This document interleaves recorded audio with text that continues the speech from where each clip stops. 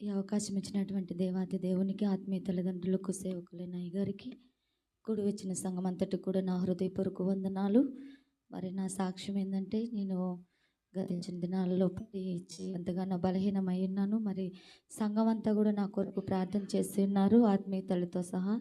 మీ అందరికి కూడా నా హృదయపూర్వక వందనాలు చెల్లించుకుంటున్నాను. మరి నా కుమార్తె, మా అక్క కుమార్తె ఇద్దరు కూడా ఇంటర్ సెకండ్ ఇయర్ చదువుతూ ఉన్నారు. మరి ఈ నెల 15వ తారీఖున బిడ్డలకు ఎగ్జామ్ స్టార్ట్ అయిపోతూ ఉన్నాయి. మరి ఆ బిడ్డ కూడా 3 దినాల హాస్టల్లో ఉండేనా కూడా దేవుడు అంటే చాలా విశ్వాసము. 3 దినాలు ఉపవాసం ఉండి అడిగినంట. అడిగినప్పుడు నేను అడిగాను, ఎందుకున్నావమ్మా 3 దినాలంటే, అవి చెప్తే నిలవేరవు కానీ నేను తీరిన తర్వాత చెప్తానులే అన్నట. బిడ్డ పలికి ఉన్నది. మళ్ళీ నేనైతే అనుకుంటున్నాను ఎగ్జామ్స్ విషయంలో బిడ్డ ఎంతో ప్రయాసపడుతుందని.